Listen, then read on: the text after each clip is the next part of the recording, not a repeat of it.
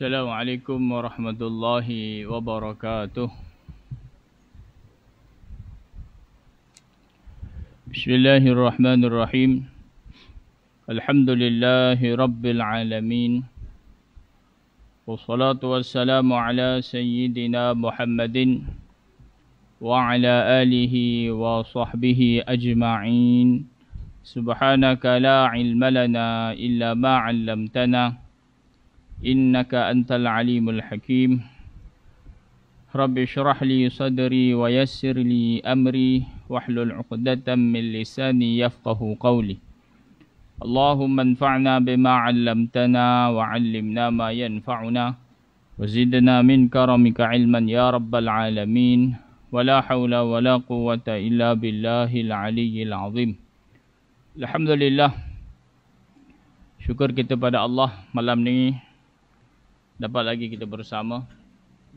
Mudah-mudahan memberi manfaat dan faedah, khususnya berkaitan dengan ibadah solat berjemaah kita.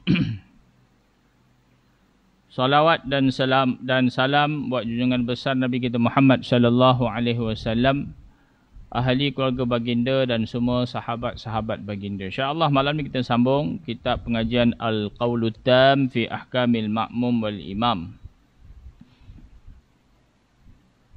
Malam ni masuk masalah yang ke-208. Kata pengarang rahimahullahu ta'ala wa nafa'ana wa iyyakum bi'ulumihi fid darain ila anqal.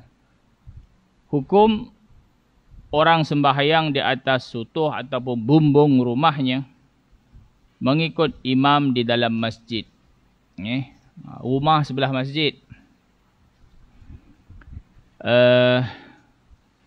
Malas nak apa? Ke masjid, semayang kat rumahnya, semayang atas bumbung, semayang di tingkat atas, ikut imam yang solat dalam masjid. Sah ataupun tidak solat makmum ni. Kata pengarang rahimahullahu ta'ala wa nafa'na wa iyyakum bi'ulumihi fid darain ila anqal. Hukum orang sembahyang di atas sutuh telah dinaskan oleh Imam Asy-Syafi'i rahimahullahu ta'ala atas bahawasanya tidak harus, yakni tidak boleh bagi orang yang di tepi masjid, orang yang rumah dia berhampiran dengan masjid, bersembahyang ia di atas sutuh rumahnya, di atas bumbung rumahnya, mengikut imam yang di dalam masjid. Ini adalah kata-kata Imam Asy-Syafi'i rahmatullahi alaih. Nak sah berjamaah, turun semayang dalam masjid bersama dengan imam. Kalau ruang dalam masjid dah penuh, boleh berjamaah dengan imam dalam masjid walaupun kita berada di luar masjid. Syaratnya kita yang duduk di luar ni setentang dengan makmum yang berada di dalam masjid. Setentang. Maknanya antara kita kat luar dengan makmum kat dalam tu tidak ada penghadang. Tak ada dinding. Tak ada tingkap. Pintu terbuka. Jadi bila makmum yang berada di luar nampak makmum yang berada di dalam dan kedudukannya setentang dengan makmum yang berada di dalam, maka sembahyang dia yang di luar masjid ni sah. Begitu juga sembahyang makmum yang lain di luar masjid yang berada di sebelah kanannya, sebelah kirinya, begitu juga yang berada di belakang. Tak boleh kita sembahyang atas bumbung rumah kita mengikut imam yang berada di dalam masjid. Sebab bila kita berada di atas bumbung rumah kita, satu syarat untuk mengesahkan makmum kat luar dengan makmum dekat dalam masjid dengan imam yang berada dalam masjid, saf kena bercantum. Bila kita semayang di atas bumbung memang tak bercantum saf. Oh, kita kata di hadapan rumah kita orang buat saf. Jadi kita nampaklah makmum yang berada di bahagian bawah. Di lantai bawah. Kita berada di atas. Kita boleh nampak makmum. Makmum yang di luar masjid itu dia bercantum dengan makmum dalam masjid. Makmum dalam masjid sah. Kat luar pun sah, dia tak sah juga. Sebab apa? Walaupun dia boleh nampak makmum yang nampak makmum dalam masjid, yang mana makmum dalam masjid tu nampak imam, kita kata saf tak bercantum. Yang kedua, syaratnya dia boleh sampai kepada imam tanpa membelakangi kiblat. Dia boleh sampai kepada imam tanpa membelakangi. Bila dia berada di atas bumbung, nak turun sudah tentu ikut tangga. Jadi bila turun ikut tangga tu menyebabkan dia akan apa? Beralih ke arah kiblat. Berpaling daripada arah kiblat. Menyebabkan tidak sah iqtidaknya. Baik. Dan dengannya telah dijazamkan oleh Syekh Abu Hamid. Syekh Abu Hamid ni, dia nukil kata-kata Imam Syafi'i. Nukilan dia ni disebutkan di dalam kitabnya. Tetapi pendapat yang sahihnya menyalahi demikian itu. Ini kalau kita lihat dalam nukilan pengarang kitab Kafi tentang Nas, Imam Asy-Syafi'i. Pengarang kitab Kafi, dia nukil daripada Imam Syafi'i. Imam Mawardi nukil daripada Imam Syafi'i. Tetapi kedua-dua nukilan ini bertentangan. Nukilan yang pertama mengatakan tidak sah. Nukilan daripada Imam Syafi'i. Nukilan dalam kitab Kafi mengatakan sah. Baik. Bila kita tengok balik kenapa tidak sah, itulah antara syarat orang yang berada di luar masjid. Syarat dia, satu, dia ada 3 syarat. Tidak ada di antara makmum dengan imam sebarang penghadang, yang mana makmum tak dapat melihat imam. Okay? Ataupun tidak dapat melihat makmum yang melihat imam. Kalau ada penghadang ini, maka sembahyang makmum di luar masjid tadi tidak sah. Syarat yang kedua untuk mengesahkan, makmum yang berada di luar masjid boleh sampai kepada imam tanpa berpaling ke arah kiblat. Dia boleh sampai itu dengan berjalan yang biasa. Dengan dia berjalan seperti mana perjalanan biasa. Bila kita berjalan keluar, kita bukan mengundur ke belakang. Bahkan kita akan hadap pintu. Jadi bila kita menghadap pintu, memungkinkan kita berpaling daripada arah kiblat. Kalau kita daripada atas nak turun ke bawah, tangga tu.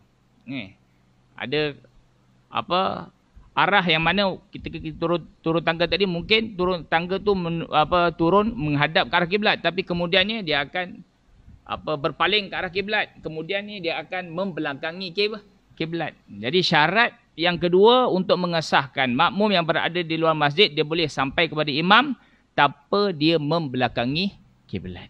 Jadi bila terpaksa membelakangi kiblat untuk dia sampai kepada imam, maka iqtidak dia ataupun ikutan dia akan imam yang berada di dalam masjid tadi tidak sah. Baik, syarat yang ketiga, jarak antara imam dengan makmum tadi tidak lebih daripada 300 hasta, lebih kurang 150 meter. Tak boleh. Itu 3 syarat untuk mengesahkan solat makmum yang berada di luar masjid. Kalau cukup 3 syarat ni sah. Tak cukup 3 syarat ni maka tidak sah. Baik, seterusnya masalah yang ke-209. Ya.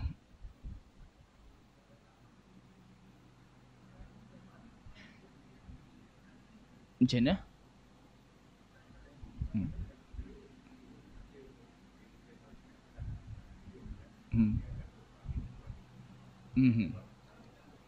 Ya.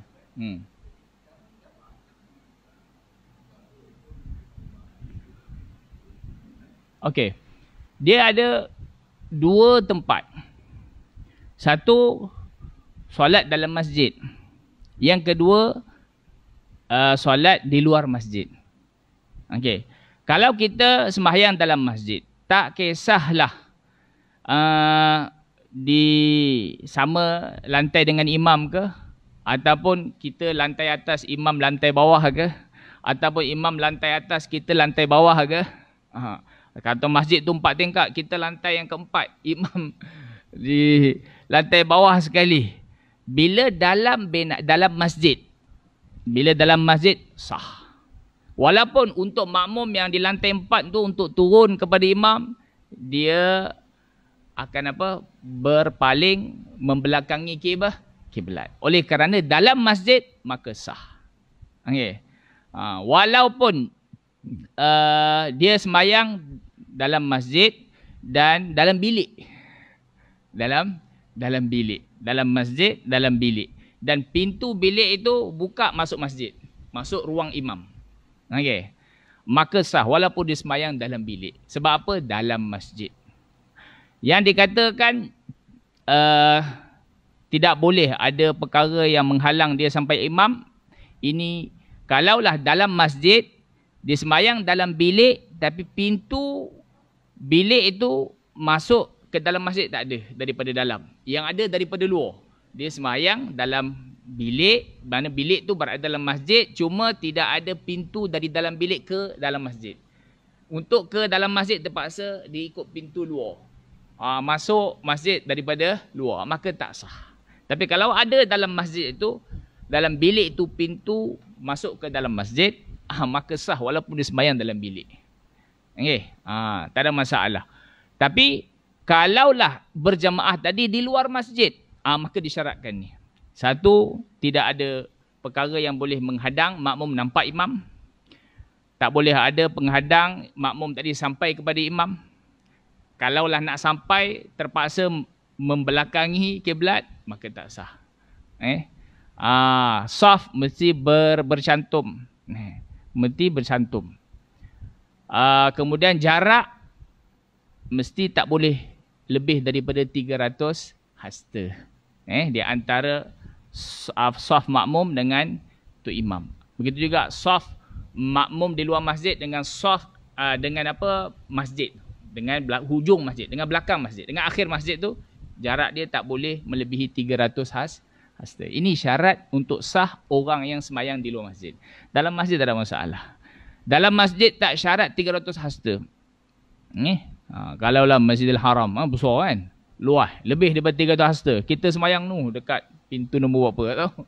Masuk Masjidil Haram, jauh lebih dari 300 hasta. Sah tak ikut tu imam yang berada depan Kaabah misalnya? Sah. Walaupun sebab apa? Dalam masjid dia tak syarat 300 hasta. Dalam masjid dia tak syarat boleh sampai tanpa melanggar kiblat. Tak syarat tu. Boleh? Okey.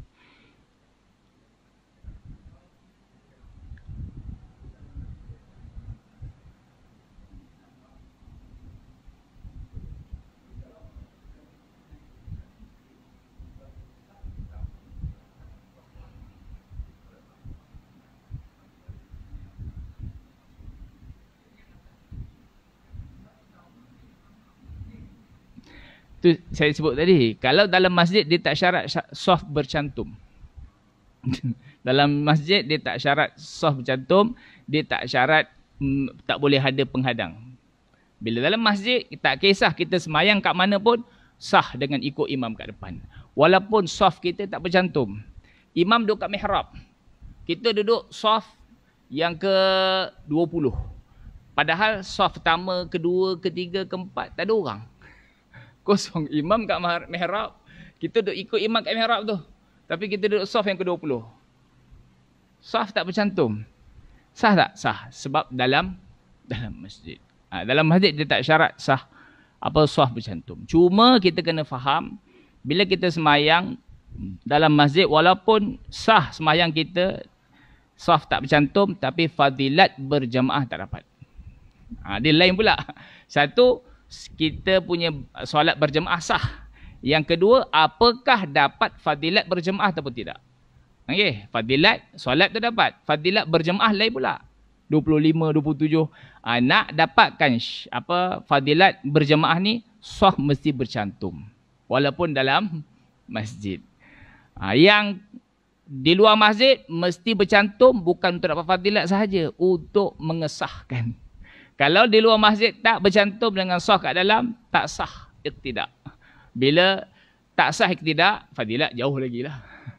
Fadilat jauh lagi. Ni pertama sekali kita kena pastikan iqtidak kita sah.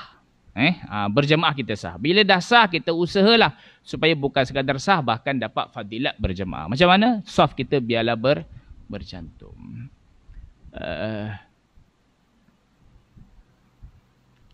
Tempat lain saya tak perasan lah. Tapi masjid Bandar Baru Seri Petaling ni, dia selalu buat perhimpunan keramaian kan. Jadi kadang orang iktikaf satu malam. Kadang tiga malam mereka iktikaf. Ada program. Jadi bila mereka datang untuk iktikaf, mereka bawa beg. Beg dia letak kat mana? Dia letak dekat soft. Okay. Kadang-kadang orang buat soft di antara beg-beg. Maknanya soft tak bercantum. Sebahagian soft ada orang, kemudian beg-beg, kemudian soft yang berikutnya. Sembahyang berjemaah sah. Tapi fadilat berjemaah tak sah. Bukan tak sah, tak dapat fadilat. Itu penting kita nak bukan sekadar nak sah, bahkan kita nak dapat fadilat tu. Pastikan soft kita bercantum. Kalau tu kalau kita tengok, ini soft ni penuh dengan beg. Kita jangan semayang di soft beg tu. Kita semayang di soft yang mana tidak ada beg, yang bercantum. Sampai makmum yang berada di belakang imam. Supaya kita dapat fadilat berjamaah. Baik. Masalah yang ke-209. Hukum sembahyang imam dan makmum di atas dua sutuh yang berasingan. Imam sembahyang atas bumbung. Makmum juga sembahyang atas bumbung, tapi bumbung bangunan yang berbeza. Kata pengarang rahimahullahu ta'ala, jika berdiri imam dan makmum di atas sutuh masing-masing, macam mana tu? Imam nak sembahyang berjemaah. Imam banjir kan? Banjir. Imam duduk atas bumbung rumah dia. Makmum berada di atas bumbung rumah dia. Banjir kan? Sah tak berjemaah sedemikian rupa? Berkata Syekh Al-Mutawalli, jika jarak lapang di antara dua bumbung itu tidak lebar, yakni tidak luas, dengan sekira-kira tidak menegahkan daripada lalu berjalan atau melompat makmum kepada imamnya yang disutuh satu lagi, itu maka tidaklah tertegah makmum itu berimam dengannya. Dan jika jarak di antara dua bumbung lebar luas yang menegahkan makmum lalu berjalan atau melompat kepadanya, nescaya tertegah ia berimamkan kepadanya.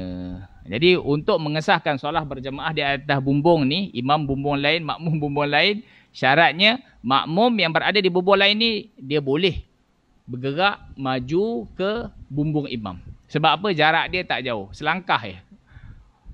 Selangkah je dia sampai ke bumbung imam. Jadi bila jarak tak jauh, maka imam di bumbung sana, dia di bumbung sini sah. Tapi kalaulah jarak rumah imam dengan rumah makmum ni jauh, nak kena berenang baru boleh sampai ke bumbung rumah imam, maka tak sah. Orang yang sembahyang di atas bumbung rumah dia, sementara tu imam sembahyang di atas bumbung rumah dia sendiri. Jadi supaya sah solat berjemaah, orang yang berada di satu bumbung tu buatlah satu jemaah. Orang di bumbung sana buatlah jemaah yang berasingan. Baik. Seterusnya,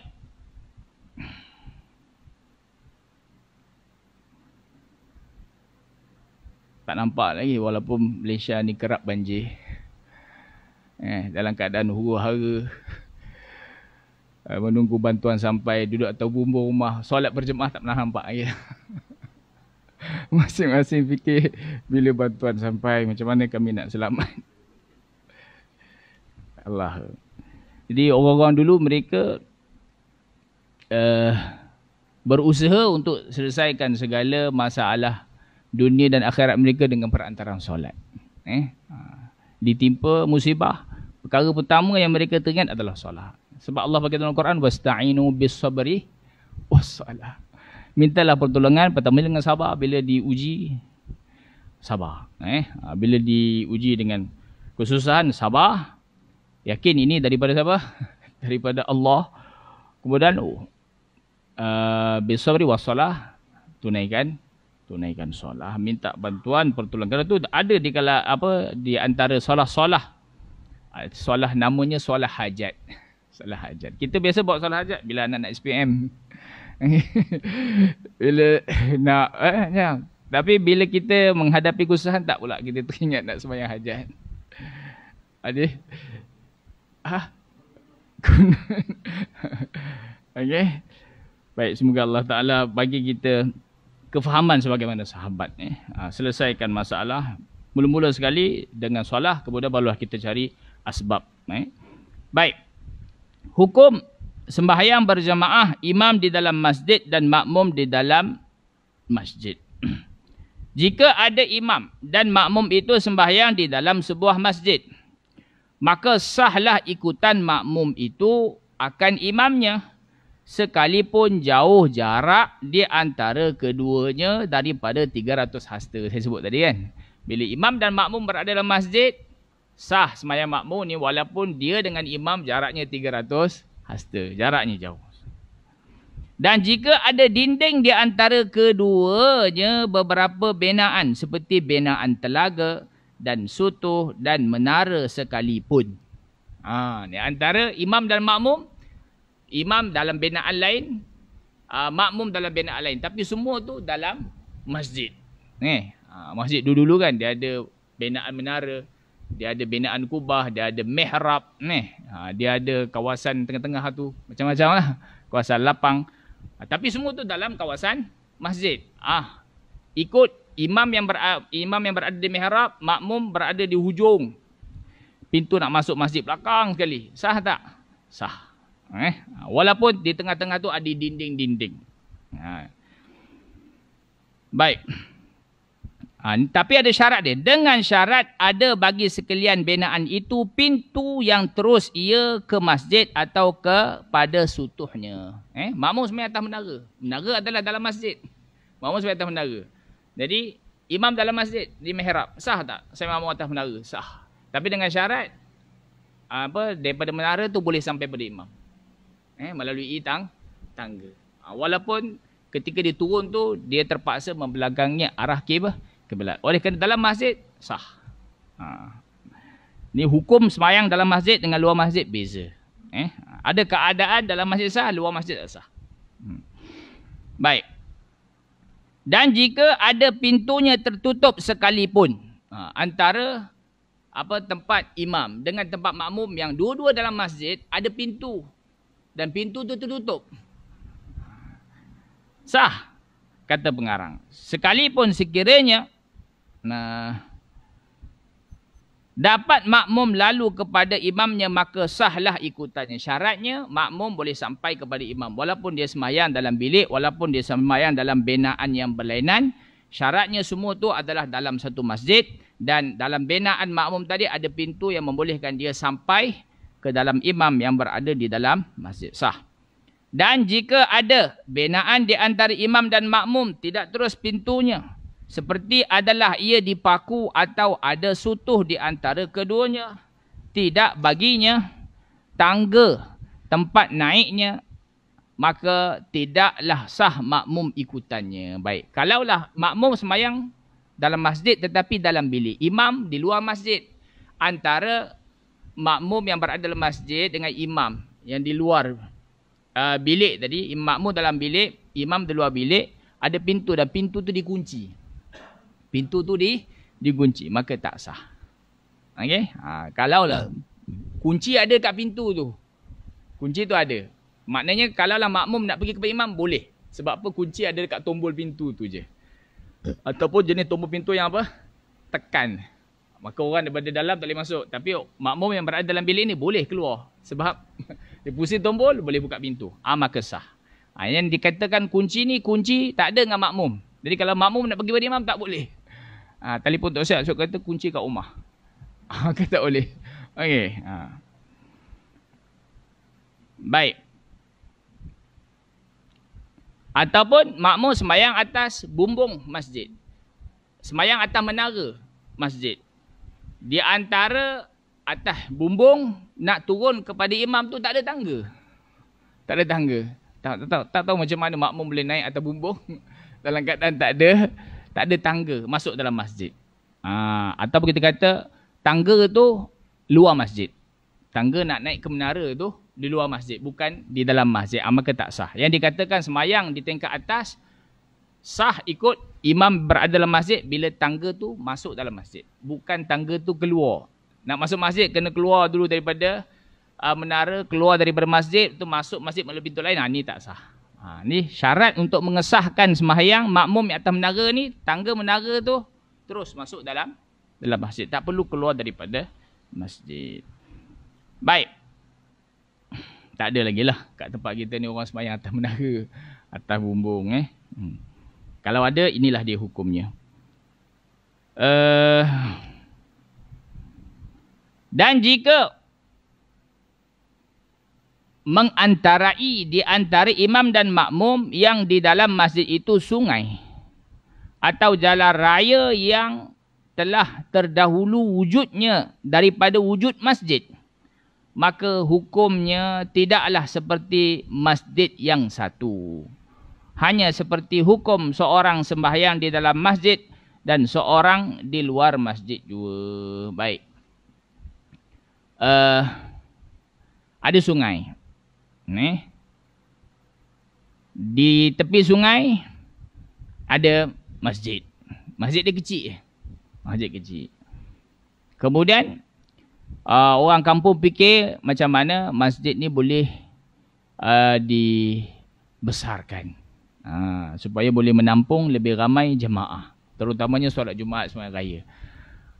Jadi masjid di tepi sungai. Jadi mereka besarkan masjid macam mana? Sungai tu bila dibesarkan masjid, maka sungai berada dalam masjid. Berada dalam masjid. Masjid lama, belakang dia sungai, kemudian sebelah sungai itu masjid yang dibesarkan. Maknanya di antara masjid lama dengan masjid yang dibesarkan tu, tengah-tengah tu ada sungai. Begitu juga tengah-tengah tu ada jalan. Jalan tu telah ada sebelum masjid dibesarkan. Masjid tepi jalan. Kemudian dibesarkan masjid. Bila masjid dibesarkan, jalan tu jadi tengah-tengah masjid.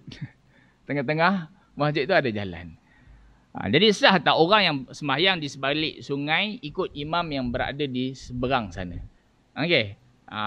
Makmum yang berada di sebalik jalan sini ikut imam yang berada di seberang jalan sana. Sah ataupun tidak? Maka pengarang jawab, pengarang kata maka hukumnya tidaklah seperti masjid yang satu. Bererti masjid lama tu satu, masjid yang baru dibesarkan itu adalah masjid yang kedua. Masjid lama di seberang jalan adalah satu, kemudian bila dibesarkan, masjid apa yang dibesarkan tu berada di seberang jalan sebelah sini, dia adalah masjid yang kedua. Dia tak dikira satu masjid, dia dikira dua masjid. Jadi bila dikira dua masjid, macam mana dengan sembahyang orang yang berada di sebelah sini? Dia macam makmum ikut imam solat berjemaah di luar masjid. Jadi bila makmum ikut imam di luar masjid, syarat dia apa? Syarat dia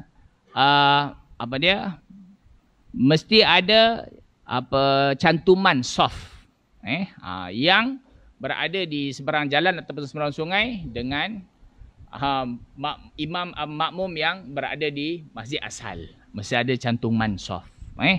Kemudian boleh sampai makmum yang seberang sini kepada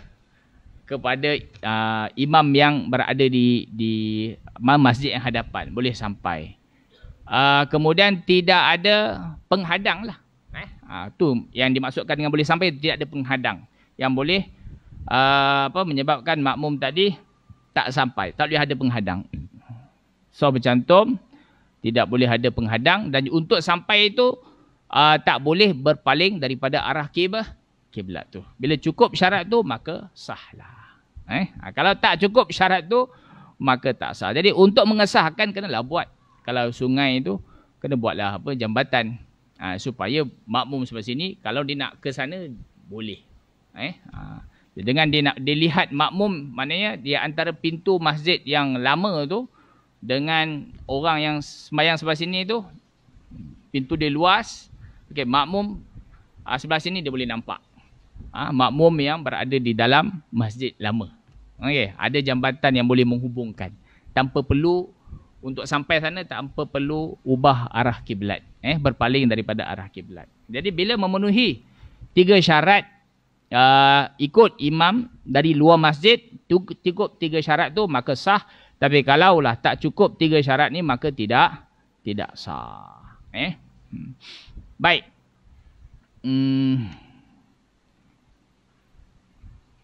Kemudian hukum imam sembahyang di luar masjid dan makmum di luarnya. Hukum imam sembahyang di luar masjid dan makmum di luarnya. Jika imam dan makmum sembahyang keduanya di fadha, yakni di padang atau di rumah atau di madrasah atau di ribat, maka disyaratkan hampir jaraknya, yakni masafahnya di antara imam dan makmum. Tadi saya sudah sebut, bila sembahyang bukan di masjid, tak kiralah di surau ke, di padang ke, di madrasah ke, di perbatasan ke, yang penting dia bukan masjid. Bukan masjid. Maka untuk mengesahkan sembahyang berjemaah antara makmum dan imam ni, apa syaratnya? Jarak antara imam dan makmum adalah hampir. Apakah yang dimaksudkan hampir? Tidak melebihi 300 hasta. Ni syarat 300 hasta ni tidak ada bagi berjemaah dalam masjid. 300 hasta ni hanya untuk berjemaah di luar daripada masjid, tak kira surau ataupun padang, ataupun madrasah, ataupun apa-apa tempat lah yang tak dinamakan sebagai masjid. Dan di antara 2 saf atau 2 orang yang berdiri di belakang imam atau di kanannya atau di kirinya, janganlah lebih daripada 300 hasta lebih kurang. 300 hasta ni makmum dengan imam. Jarak ni tak boleh lebih 300 hasta. Okey. Begitu juga kalaulah dia semayang, dia berdua. Imam seorang, makmum seorang. Jadi kalaulah makmum seorang, tempat berdiri dia bukan di belakang, tapi sebelah kanan. Okey, sebelah kanan imam. Orang yang kedua datang, duduk sebelah kiri. Jadi kalaulah dia berjemaah duduk sebelah kanan imam atau duduk sebelah kiri imam, jaraknya juga tidak boleh lebih daripada 300 hasta. Jadi bukan ke belakang saja, ke kanan dan ke kiri juga tidak boleh jauh daripada 300 hasta. Baik.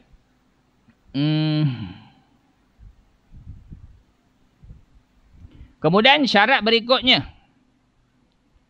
Jika imam itu pada satu binaan seperti rumah atau madrasah atau lainnya, yang penting ini semua bukan masjid.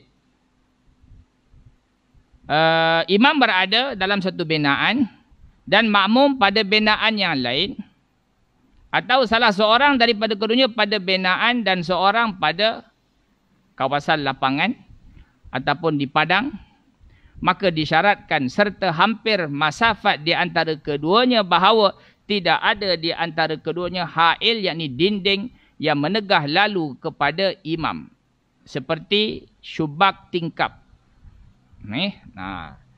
Satu, tak boleh jarak antara makmum dan imam tak boleh lebih daripada 300 hasta. Itu syarat yang pertama. Syarat yang kedua, tidak boleh ada dinding yang menghalang makmum tadi sampai kepada imam. Tak boleh. Sama ada makmum sebelah kanan, makmum sebelah kiri, makmum di belakang. Jadi tidak boleh ada dinding yang menghalang dia sampai kepada imam. Dia bagi contoh tingkap. Tingkap tak menghalang makmum tadi nampak imam. Tingkap, tapi tingkap menghalang makmum sampai. Tak menghalang nampak, tak menghalang tengok. Boleh nampak daripada tingkap. Tapi nak pergi kepada imam tak boleh. Jadi tingkap pun adalah dianggap sebagai penghalang yang mengesahkan solah berjamaah antara makmum dan imam. Imamnya sembahyang sah, tak ada masalah. Makmum tu, makmum yang berada di sebalik dinding, sebalik tingkap tadi. Atau tidak boleh ada yang menegah melihat imam seperti pintu yang tertutup. Sembahyang dalam rumah. Tu imam berada dalam bilik. Makmum berada di ruang tamu. Bilik satu satu tempat dalam rumah. Ruang tamu pun satu tempat dalam rumah. Jadi tempat yang berlainan antara ruang tamu dengan bilik ada pintu. Pintu tertutup. Imam kat dalam bilik, makmum kat luar bilik, tak sah berjemaahnya. Imam sah sembahyangnya, makmum yang kat luar ikut imam tu tak sah. Sebab apa? Pintu tertutup.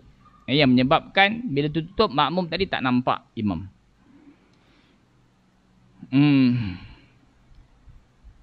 Menegah melihat imam. Atau sebahagian daripada makmum yang mengikut imam. Ataupun dekat dalam bilik dia ada imam dan ada beberapa orang makmum.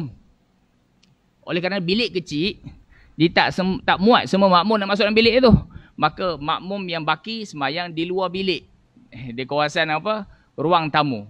Tapi masalahnya antara ruang tamu dengan bilik itu pintunya tertutup.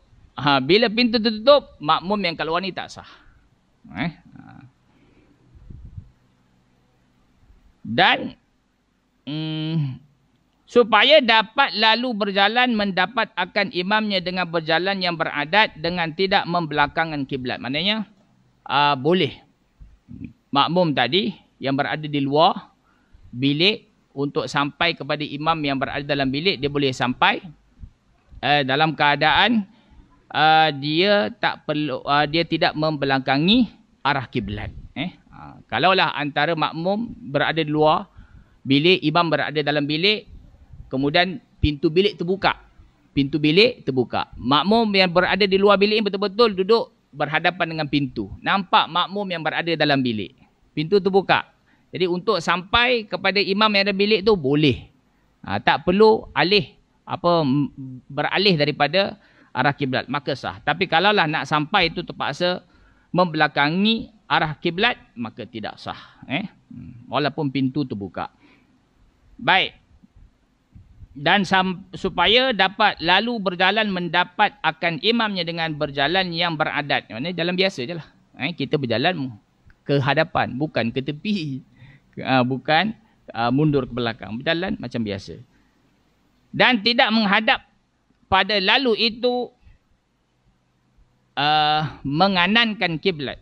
Dan tidak mengapa pada lalu itu menganankan kiblat atau mengirikannya kiblat. Atau berdiri seorang daripada para makmum berbetulan dengan pintu yang hail, yakni yang mendindingkan, yang terus melihat atau nampak ia akan imam. Itu saya kata tadi. Untuk sah jamaah yang berada di luar bilik, perlu ada satu orang makmum di tengah-tengah pintu yang menghubungkan makmum dalam bilik dengan makmum di luar. Oleh kerana itu, jika ada di antara imam dan makmum hail yang tersebut, iaitu dinding, atau tidak ada seorang yang berdiri daripada para makmum berbetulan dengan pintu, tak ada orang di kalangan makmum yang sembahyang betul-betul depan pintu yang menghubungkan makmum di luar bilik dengan makmum di dalam bilik, nescaya tidaklah sah ikutan akannya. Ikutan makmum yang kat luar tu tak sah. Ikutan makmum yang berada dalam bilik tu sah. Maka apabila sah ikutan seorang yang berdiri pada berbetulan pintu itu akan imam, nescaya sahlah ikutan para makmum yang di belakang atau yang di kanannya atau di kirinya. Kalau ada satu orang makmum yang berdiri betul-betul di depan pintu bilik yang nampak imam yang berada dalam ataupun nampak saf makmum yang berada di dalam bilik, dia berada di depan pintu, maka makmum yang lain yang berada di belakang dia sah. Makmum yang berada di belah kanan dia sah. Yang berada di belah kiri dia juga sah. Inilah dia beberapa syarat untuk mengesahkan solat berjamaah. Sama ada imam dan makmum dua-dua berada dalam masjid, atau imam berada dalam masjid sebahagian makmum berada di luar masjid, ataupun imam dan makmum berada di luar masjid. Di luar masjid itu sama ada di padang, ataupun di rumah, ataupun di madrasah, ataupun di mana-manalah. Jadi itulah dia beberapa syarat. Syarat yang dikenakan untuk sahnya solat berjamaah di luar masjid, syarat itu tak dikenakan untuk berjemaah di dalam masjid. Syarat di dalam masjid agak longgar, agak ringan berbanding syarat untuk mengesahkan berjemaah di luar masjid. Saya ingat cukup setakat ini. Baki insya-Allah kita sambung di kuliah yang akan datang. Apa yang baik itu daripada Allah, yang tak baik itu adalah daripada kelemahan diri saya sendiri. Saya mohon ampun dan maaf. Kita tutup majlis kita malam ni dengan tasbih kafarah. Subhanakallahumma wa bihamdika asyhadu an la ilaha illa anta astaghfiruka wa atubu ilaik. Wabillahi taufiq wal hidayah. Wassalamualaikum warahmatullahi wabarakatuh. Dan habis kita